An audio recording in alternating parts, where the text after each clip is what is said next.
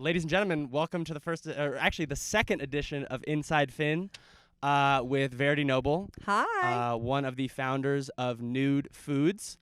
So I've read a bunch of articles on you, and so I'm going to do my best to summarize Nude Foods, and you tell me where I'm right and where I'm Great. wrong. Okay. I will. So Nude Foods, a grocery store in Boulder, Colorado, but is zero waste. So same thing as a normal grocery store, except that where normal grocery stores would have plastic and cardboard and a whole bunch of things that would get wasted, you guys don't have any of that. You sell things in jars. Correct. And, like various reusable items. And you sell things from local producers, and you guys make some stuff in like a commercial kitchen, like apparently a lentil soup that has a lot of buzz. Oh, yeah. Lentil soup is amazing. For sure. And so it is 4 of you guys that just kind of randomly came together to form this more or less super team of people. Oh, yeah. And originally, you guys were planning on opening up a grocery store in 2020. Yep. But then there was a global pandemic. Oh, yeah, I think that happened. That thing. And so you guys pivoted and then switched to delivering via bike. Yep. And electric vehicle. Mm-hmm. And now, as of like this morning, I guess a couple weeks ago, you guys now have an actual physical location to supplement that. We do. How do I do? Perfect. Okay, sweet. Yeah. So how did this come about? How did you meet these people? Why do you care about zero waste? Whatever degree. Awesome. I always wish I had a really cool, this is why I care about zero waste story in terms of like a pivotal moment, but I don't. And it's just been something that I've always cared about. I think I worry about wasting anything, including time. So the whole just throwing stuff away kills me. And I don't know if you've seen the movie WALL-E, but that's the loop that plays in my head. Like, where is all this stuff going? Like, I have this huge fear of where it's all going, and I know that most of it is not being disposed of appropriately, and recycling is not actually that great. With plastic it can only really be recycled once. It's more like downcycling. So yeah, not using stuff is the best thing you can do. And I've wanted to do this for a while, up until now. I've been in Boulder 9 years now, and up until we started this, I was driving 30 minutes to a zero waste store every 3 months, filling up all my bulk stuff, and then trying to supplement that with going to the mainstream grocery store and just getting stuff that, was not in packaging. But then it really broke my heart. One day I was carefully picking the lettuce with the tongs, and I watched one day as one of the Whole Foods workers emptied plastic cartons of lettuce into the bulk lettuce. And I was like, oh, so it's not bulk lettuce. It's just made to look like bulk lettuce. Yeah. So I've wanted to do this, but I had another business and I have 2 kids, and just getting around to it was a little bit of time. Hard. Exactly. Yeah. And then a friend of mine called Katarina, who owns Havenly Baked Goods, which is a gluten-free bakers in town. She knew these other 3 people who were also thinking about the same thing, and she introduced us. And so the other 3 were Matt, who owns Commercial Kitchens, Rachel, who worked at his Commercial Kitchens, and then Jimmy, who is Rachel's partner. And we met, we had dinner, we started having regular meetings with a plan to open a pretty basic store, honestly, in June 2020. And then when the pandemic hit, we were like, shall we just sit this one out and, reconvene when it's over? I'm really glad we didn't. So we decided to pivot, like you said. And actually, it was the best thing for us because it was a super easy model to do delivery. We didn't have to be open 7 days a week. We didn't have to have a tidy, charming, customer-facing physical space. Yeah. We didn't have to worry about, inventory management much, because everyone would order by noon on Monday, and we would do just-in-time ordering to deliver on Wednesdays. Yeah. So it was really simple, and we also built a super enthusiastic, dedicated customer base who were, they seem like they're willing to walk over hot coals for us. They're amazing. We have amazing customers who are so enthusiastic, and starting off with that base to then open the store has proved amazing, because they have just, they've been our marketing engine, basically. Yeah, no, it makes sense. If you were a person that's willing to drive to Longmont to pick up groceries, you imagine that there are other people in Boulder, Colorado, of all places. Yeah. You're like, oh yeah, maybe this is something that we would like support and care about. Yeah. What would you say of all the things? And I mean, I imagine there's a lot that's been like pretty difficult, and I imagine different stages of the way have different difficulties. Yeah. Currently, right now, what would you say is one of the most difficult things that you guys are having to try to figure out how to solve?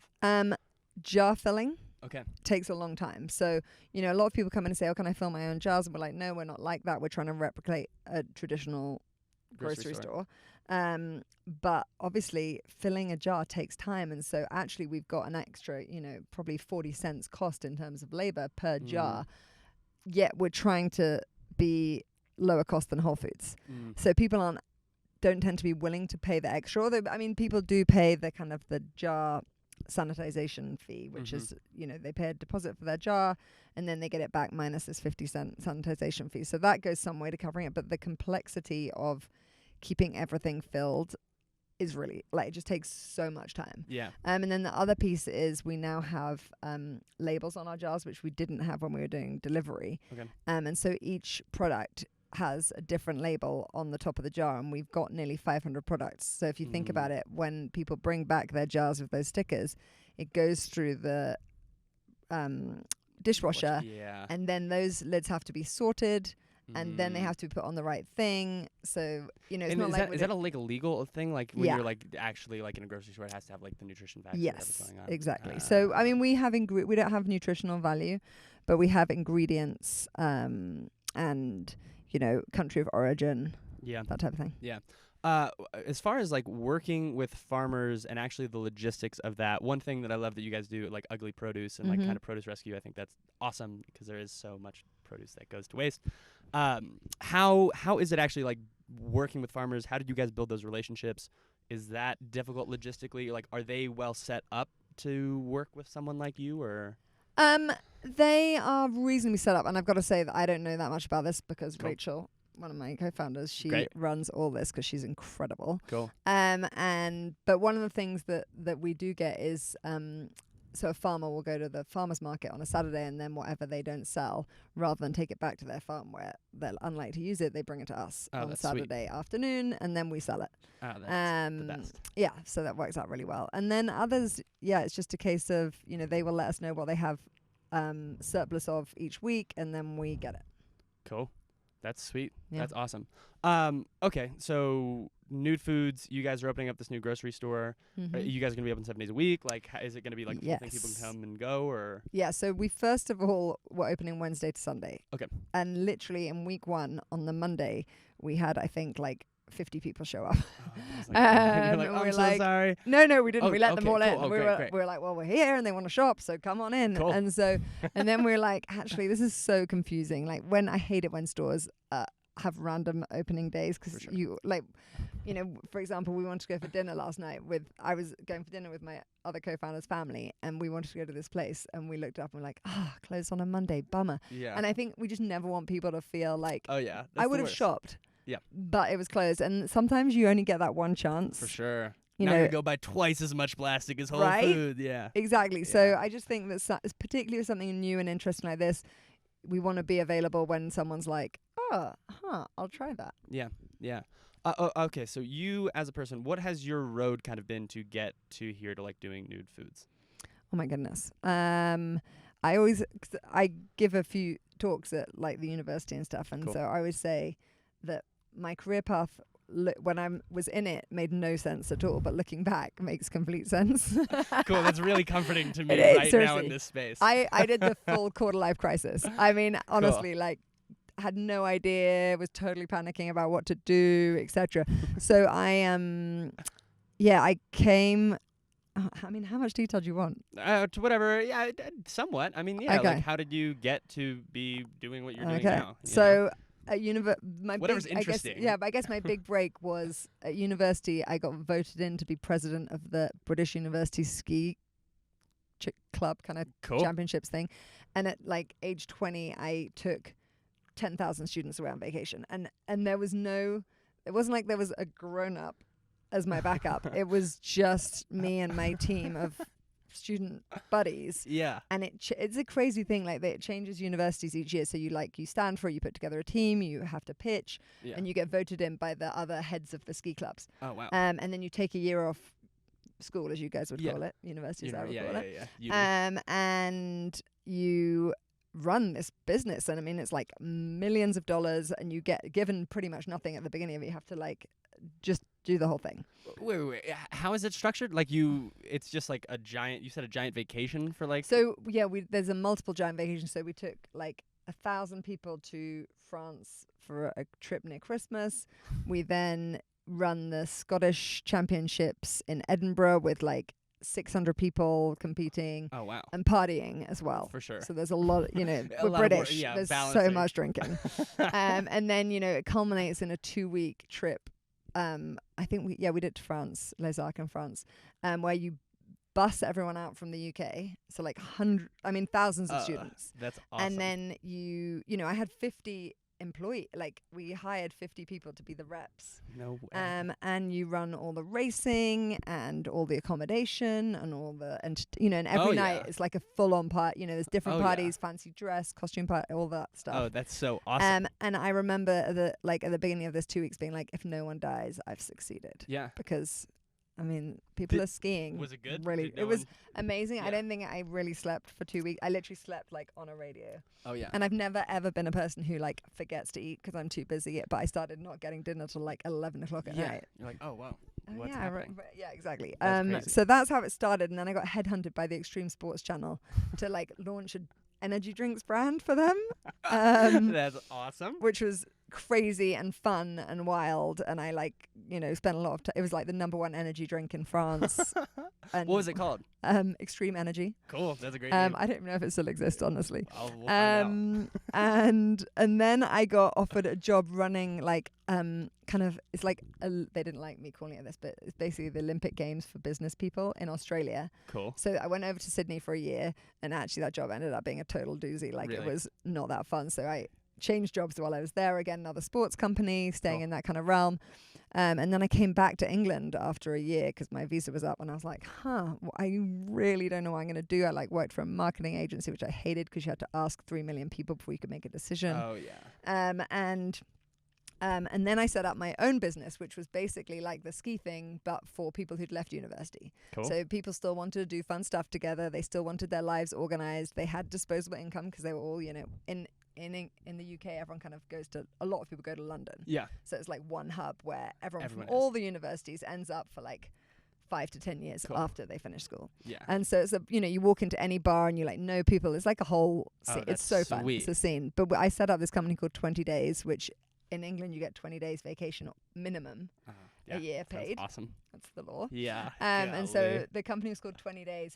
And the tagline is, how will you spend yours? So it was like kite surfing trips and ski trips and days out to like the polo and the races. And, it was all kind of awesome.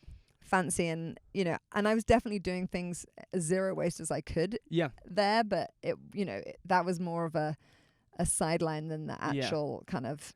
Have you always just kind of been aware of it? Like, did it? Yeah. Like, is it just like always been like you're like, oh, this is strange? Like, was your family kind of like somewhat that, or was it like you? I mean, my dad will be someone who, if you're boiling the kettle and you've put too much water in, he'll come over and be like, no, you don't. Only boil the water you need.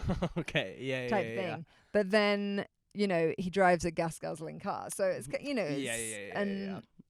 It's that dichotomy exists in everyone. Exactly. In me. Yeah, exactly. In me. Yes. I have an electric car on order, but right now I don't. I mean, I ride a bike, electric bike, 95% of the time. But for sure, when I drive a car, unfortunately, it's a gas car. Yeah, I'm like really into composting. I ride my bike a lot, but also I'm driving Finn, which gets -8 miles to the gallon. So it's like, what do you actually believe? Yeah. I'm like, I don't know. Well, and I always say to everyone, like, don't let perfect get in the way of good. For sure. Because people are always like, especially now I do this. People have always known me for like this zero waste thing, and they often apologize when like, I'm so sorry I got a bag, and I'm like, well, I'm glad you're aware of it, and don't get one next time. Well, actually, one of the people that really got me into it, my friend, this kid that I went to school with, like this kid Eric Fellenstein, his roommate, this guy Joe Desposito. Joe, if you ever see this, you're the man. But he was like, he like genuinely like full on zero waste, like has like on his desk a plastic or like all of the trash is used from like the last like several years, but you almost have to like pull it out of him and like drag it out of him. Oh, Like he so will he doesn't not shout like about it. no, but you like see the way this like person is like living, and Yeah. it's like wow, that's really unique, you know. Yeah. And he writes a weekly newsletter called Trash Talk. That's Oh my just goodness. like it's Such like a great name. it's just like it's also just like it's just on Google. Like it's just like everyone is on it. You can reply to everyone. It's not like an official thing. He's Yeah. just like he's a musician that also does this. And so there's something about that. I'm like, oh, that's so interesting. But I think that posture is really key for something like this to grow, because no one wants to feel No one wants to bad. feel shamed. Yeah, exactly. And that's what we try and do. We try and be really supportive. And the idea is that we make it easy for people to reduce their waste. Yeah. Like we're not making it so you have to schlep to another town to For go sure. fill your and spend an hour and a half filling your stuff. For sure. Yeah, because there still needs to be some level of convenience, which can go to the nth degree, but that kind of in between state, which Yeah. is hopefully good. Did you want me to finish Sure, how I ended yeah, up here? yeah, Because absolutely. when someone's in their mid-40s, there's a few. Yeah, I imagine. No, There's more than I was like. God, there's quite a lot of things. yeah. Then I went and did an MBA in Spain, Cool. which was really good fun. Yeah. And then I discovered this dream job, which was an organization called the Unreasonable Institute, which helps entrepreneurs trying to solve a major problem for at least 1 million lives. Cool. It brings in entrepreneurs from all over the world to Boulder, introduces them to like funders and mentors, and like we had amazing mentors like Tom Chi, who created Google Glasses, and he was involved in creating Outlook. Cool. And like I mean, just Monsters. Jared people. Polis was a mentor there. Dang. And yeah, so anyway, they had this job which was for I think like a program manager, and so. You know, like I was saying, careers not making sense in the rearview mirror more. So they needed someone who was like operations, which I'd run, had For my sure. own event company, who was focused on impact. And I had done my MBA focused on impact. I'd then gone and consulted in South Africa working for impact companies. Yeah. And I'd also, of course, been an entrepreneur. So I knew The whole. exactly, Yeah. That's that- like perfect for everybody involved. Yeah. Yeah, and so I emailed them and I said, I have a British passport, but here are 5 reasons you should give me a chance anyway. Yeah. And they wrote back and said, we're unreasonable. If you're the right person, we'll make it happen. Yeah. And so we interviewed, I did some of the hiring there when I joined, and they get like hundreds of applicants. And so somehow I got through, and they were like, No come on way. over. That's awesome. Paid for my visa for my husband and I came over here and I worked there for, I think, 5 years. Amazing. So cool. Changed my life. Dang. Company, like just inspiring people and just meeting the coolest people. Was it just that you were surrounded by people with that, I don't know, kind of like a similar mindset as far as just like if you're constantly surrounded by people that believe that hard problems are able to be solved, that you're like, oh, no, you can solve these problems, right? Like that's what we're here to do, kind of. Exactly. Yeah. And so that was amazing. But actually, one of the things I'd say was the biggest thing was the kind of the work process, and I don't know if it was an American thing or an unreasonable thing. And I think it was more of an unreasonable thing. I had, being a little older, came from the kind of old school of like, you hire people, they work for you, they kind of do what you say. Whereas this was much more collaborative and more fun. And, and I was like, I have found my people. Yeah. And Boulder, I was only planning to come for a few months, if I'm honest. Yeah. And then head back to England.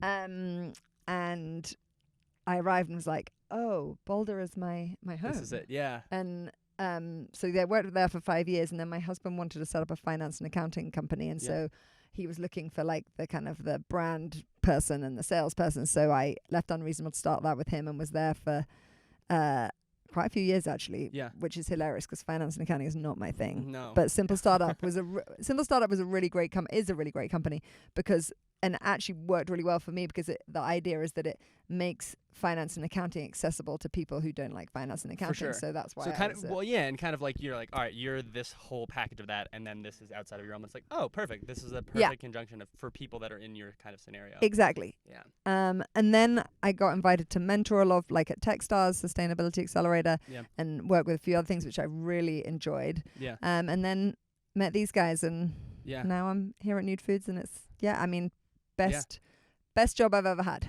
Yeah. I literally love it. What would you say to like it's you went through, you said a quarter life crisis. Oh yeah. What would you say to like a 25-year-old or like freshly graduated college person? Like what would your advice be to them in this current space or for any kid? Say yes to everything. Yeah. And do your best at whatever job you have. So I'll give you some great examples of that. So we, with two small kids, we had babysitters and nannies, and we have one nanny, and we met her at a coffee shop. My dad's hilarious. He went in literally to this coffee shop and was like, anyone here want to look after kids? Because we just lost our nanny. Oh, yeah. And she gave us her number. And she then came and nannied for us for, I don't know how many years, but like definitely at least 2 while she was finishing school. Yeah. And then when she finished school, she got a job at another company. Yeah. And I said to my husband, like, she's really freaking good. Yeah. We don't want to lose. I don't want to lose her as a nanny. And Yeah. B, like, can we make a job for her at Simple Startup? Because she's a smart girl. Yeah. And anyway, so we did, and we hired her as like an operations assistant.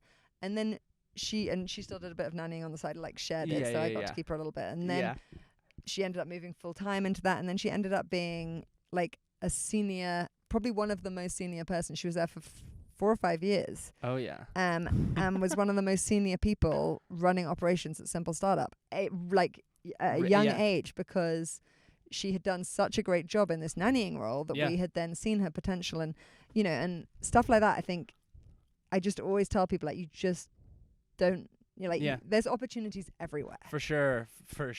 And my favorite athlete growing up was like Derek Jeter, and he always had this thing where it's like, you just never know. You never know who's watching. He's like always run on the field because you never know who's watching. Yes. And so it's the thing where it's like, you don't know who's paying attention to like whatever like work you're doing and whatever role they'll be in whatever space. Like right. And don't burn bridges. Like don't treat people like it's be kind. so easy to not burn bridges. It's you know so what I mean? I don't understand that when people like just like ghost you for some like maybe someone's been like babysitting and then suddenly and I'm like, what are you doing? I just like, you could have just replied and been like, actually I can no longer do this, it doesn't work for me anymore, and I would totally respect that. But for someone who just disappears, you're like, that's lame. 100%. And you come to me 5 years down the line looking for a senior job at Nude Foods, and I'm like, nope. It's small. Small. I had a friend who currently is in this incredible job that he's basically in charge of like a brewery incubator. So there are 8 different breweries all under one roof. It's sweet. But he got that job because he had stopped working for this previous brewer, and it was like not the best scenario. Yeah. And so he was going to be like, tell him off and like, here's all the ways that you guys are like doing it wrong, blah, blah, blah, blah. And he's like, I'm just not going to do that. I'm just going to like leave, be cordial, be good. Yeah. And then 8 months later, gets a call from them to do that job. It's like, oh, what a perfect way of being like, just don't. Yeah. Just don't be a jerk. Just don't be a jerk. Like it's just simple. not worth it. Like, just if you can't say anything nice, don't say anything at all. Yeah. And then the other piece, actually, I've got a blog post somewhere about it. I don't know if you. I think it's called 4 Ways to Crush an Interview or something. Anyway, like when you go for an interview, there are really simple things you need to do. One is follow up right afterwards. Like everyone has a phone, just send a quick email within an hour of leaving saying it was so nice to meet you. Then send a follow-up email with some kind of extra info within 24 hours. Like, oh, we were chatting about this. I saw this article. Totally memorable. And then everyone is going to ask you what your weaknesses are. So come prepared with a good weakness, not I'm a perfectionist, because I certainly am like, that's not a weakness. Yeah. I mean, I want someone to be a perfectionist in my company. Yeah. But yeah, like a good weakness that you are already working on improving. And then the final thing is like, do your research on the company and come with good questions about the business. And so much of hiring, I've realized over years of doing it, is whoever is most memorable and front of mind and the squeaky wheel gets the job. Oh, yeah. Because like, and sometimes it even depends where someone contacts me in the process. Like maybe at the beginning, some amazing person contacted me, but by the time I get to hiring, it's like we've got a record, but it's been like, it's been a while. You don't remember that. Yeah. And you're getting continually like bombarded with all like exactly. people. It's like, the person you've seen recently is top of mind. Yeah. So like always stay in touch. And even if you don't get the job, if you're really interested in the company, stay in touch. Oh, yeah. Like set a reminder every 3 months to just be like, hey, this is what I'm up to, checking in, how's business?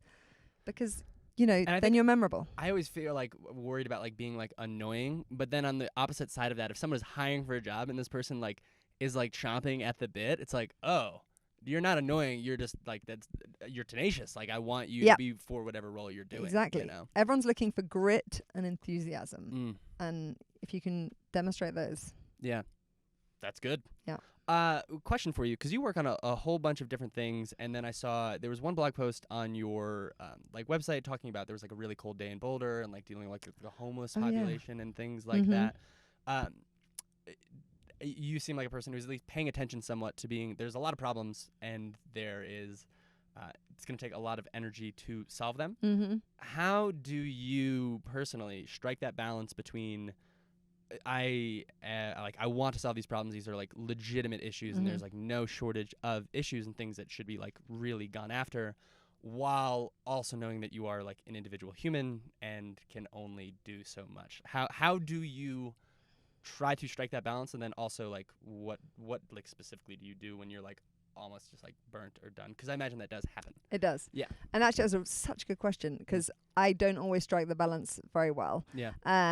But with the homeless thing, I did commit to like working on it really hard for 6 months to a year to try and, what I was trying to do was like find the solution, or like, so I talked to probably like 20 people, all in, like I interviewed homeless people, or unhoused people. I interviewed the former CEO of Bridge House, which is a great program that rehabilitates the unhoused into jobs and homes. Cool. I talked to the homeless shelter. I talked to, I went and stood outside there, and I talked to the lawyers who are fighting. And then I now have a really good friend who is a powerhouse. You should interview her. She's amazing. Cool. She was formerly homeless, and now she works tirelessly for the homeless. Like, she's changed it so much. Awesome. And so I was doing all these things mainly because, there was some fear because no one else was looking after these people. And actually now what I have done is realize that however hard I work to try and find out all this stuff, I still don't see a solution. I don't have a clear idea. I swing between, like lots of different ideas of how to solve it. But if someone who knew a lot more than I do, I'm not going to spend years of my life doing this because I'm doing this other 100%. stuff. But if someone could give me like a clear solution, I knew I could like dive in and use my energy and everything else to try and make that it actually happen. Yeah. But I didn't find one. Yeah. But I did create this relationship with Jennifer, who is incredible. And so I changed my focus, rather than me trying to do it, to supporting her, because she's in it all the time. Yep. She has lived experience. She is literally like changing people's lives. And so, I'm like, so I actually ended up organizing getting her, she didn't have a car, so she was going everywhere by bus. So I managed to get her a car. Yeah. And then, we're doing a food drive here at Nude Foods. And so I think things like that is working out where you can be most like effective. Symbiotic. Yeah. And, like at Unreasonable, for example, was there a bit of me, obviously I'm doing it now, was there a bit of me that wanted to be the impact entrepreneur? Yeah. But actually supporting, 10 to 20 different impact businesses a year was much more impactful than maybe me going and just focusing on one problem. For sure. That makes a ton of sense. And also for me, I don't know, I get excited by being able to be a part of a bunch of different projects. Like, I think that's really nice. And so that's just a good answer to that. That's a good answer to that. Yeah. When you do get burnt out, what do you like? How do you know that's happening? And like, what do you do? Like, you personally? I know it's happening when I get like, I don't get tired very often. I don't sleep much, and I don't get tired, which is how I get a reasonable amount done. Cool. But a couple of weeks ago, I definitely was getting burnt out, and I never cry actually, and I did. Yeah. In a meeting. Yeah. Like, I'm letting my kids down, and I'm letting you guys down. I know, because like being a mum, particularly like on top of this 50-hour-a-week job, I also have another 40-hour-a-week job looking after kids, and I have a wonderful engaged husband who is, very hands-on dad, but unfortunately we are still in a culture where women freaking do it all. Yeah. And so and it's invisible. Like on average, women do 16 hours of invisible work a week, on more than guys do. No, more than. Oh, wow. More than. That's crazy. Not just 16 hours. 16 I hours believe that. more. And it's the thinking, like it's the juggling all the things in your head. It's the thinking, right, when do the kids need the doctor's appointment? Right, one of them needs an eye test. And then after school play dates, like everyone comes to mum. No one, like the dads don't chat among themselves and arrange play dates. The mums chat among themselves, like ring the school and be like, so-and-so's picking up. Yeah. Oh, and then the other one needs this, and someone, in the morning they need lunch, and they, today's library day, and they need new clothes. Let's go through the, and all this stuff. When you're saying all those things, I'm like, yeah, that's what my mom did. Right? Yeah, and then but, I'm thinking, my husband doesn't cook. So I'm like, what's for dinner For sure. every night? For And sure. I'm trying to cook vegan and zero waste. And he's not vegan. So he's like, I don't want vegan. And the kids are like, oh, we just want cheese. And so, everyone's got a freaking opinion. For so sure. I'm trying to find things that everyone likes. So that's then a whole thing. I honestly feel like I'm almost about to break down in the van just hearing it. I'm like, I don't know what to do. So much. So Yeah. what I do when I am getting burnt out is exercise is like my jam. Like I get up usually at 5:30ish every morning and I meditate, I journal, and I work out. Cool. And when that starts to go out the window, which is very rare because I'm pretty religious about it, Cool. then I know that I'm in trouble. And the other thing is getting to bed early because I'm a terrible sleeper. Okay. And if I don't go to bed like in my sleep window, then sometimes I don't sleep, and I'm not like some people can catch up and do like my husband. If I let him on the weekends, he could sleep for 20 hours, no problem. And he's like he always says he's like a sleep camel. Like they store water, he stores sleep. So That's he just so funny. He and he'll work all night, which I couldn't do. Yeah. And then he'll just catch up. Yeah. But I can never catch up, so I have to be really on it of like not letting myself get too far behind, too much of a sleep deficit because Yeah. Well, also apparently I was listening to this thing on sleep that apparently it isn't possible. Yes, You know what I I've mean? heard To that as actually well. do that, but that's good to have like a regular sleep bed. What time do you go to bed? My favorite would be to go to bed at 8:30. I aim to have lights out by 9:30. Wow. That's cool. On average, I'd say it's like 9:45, 10 o'clock. But I mean, Cool. we That's so literally good. put the kids to bed and go to bed. Yeah. Like there's no like I realize like we don't have a grown-ups evening. Okay. Like I know my parents had that, and I think particularly in the UK, a lot of people have that. But we like eat early with our kids, hang out with them, do bedtime, which is the biggest. I mean, partly lovely because you have to hang out with your kids, and partly awful because they won't freaking go to bed. For sure. That's like the worst part of like when you're a kid going to bed. It's like there's no day. There will never be day. This is it. This is the end of everything. Yeah, I know, right? Yeah. They don't want to It's the go to bed. They saddest. want to hang out with us and have fun, and that's Yeah. And we're just like eventually like go to bed. Yeah. Like I love you, but you need to sleep. Exactly. And then we just go to bed. Cool. That sounds. I mean, we're living very different lifestyles. We are. right now, I would say. But I know. I mean, it really did. I've just visited my friends in Cincinnati, and they have a 3-year-old, and they just had another 8-month-old. And I was like, I visited them every summer since they got married, which was like 7 years ago, and it's just so blatant to see. It's like, oh yeah, their time is no longer their own. Oh, you have no like. I try to explain this to like the younger crew here, like when they work longer hours than us at Nude Foods, which is awesome. But when they go home, they like, that's then their decisions what they do. When I go home, like there's never time to my, the only time You're I like, get oh, what am I is gonna like, do tonight? Yeah, there's never like, what should I do this weekend? It's like, right, here's the list of 100 jobs that I need to do that's never finished. Here's like, and just the mess, the constant tidying up after children. And however, I mean, like I had the best of intentions of having kids that were very tidy. Yeah. But it's impossible. It's freaking impossible. They're just like little explosions. Yeah. And little terrorists when it comes to mess. And you don't, there's a bit of you, because my husband's always like, don't make the mess, don't get her. And I'm like, but there's a bit of you that wants to let them be kids and be creative, and kids make mess. And what I try and always understand is tidiness is not important to them. So I am instilling something that's important to me on them. But I can remember as a kid, like, why does it matter? Yeah. Like, and there's a bit of me that's also like, why does it matter? Yeah, Because it keeps me sane. For sure. Well, when you're doing, with the rest of the day that you just described, it's also nice to come home to like a clean home. Yeah. In that space. But sadly, no, breakfast is usually still out. Yeah. And okay, cool. I think this. I think we'll wrap it up. This awesome. was great. This was Yay, so thank you great. so much. I'm so excited that you're doing this. You have such a good energy. This is cool. I Thanks. honestly also like am just blown away of what you're doing with this and what you just described. Just like I'm like, dang, what am I doing with my time? Like, what am I doing with my time? Apparently, so I had a friend, Evan, who came and stayed with us for a few nights. He used to live in Boulder. He moved to New York, and he came and he was like, how do you do all this? It's insane. And he said, what I realize is your capacity for work expands as you kind of get older. So, at school, you thought, this is a lot. Yeah. Like, oh, I'm having to fill this in. Yeah. And then when you get your first job or whatever, you're like, oh my goodness, I've got to be here until 6 or 7 or whenever. And that's a lot. And then, you just, I think everything just expands. Although I've got to say, I want to be less busy. Like me and all my friends, everyone's always like, oh, I'm so busy. Yeah. And I really want to make an effort to be less, like to have more space. It is tough. There's a book that I read by this guy. It's called The Ruthless Elimination of Hurry by this guy, John Mark Comer. Ooh.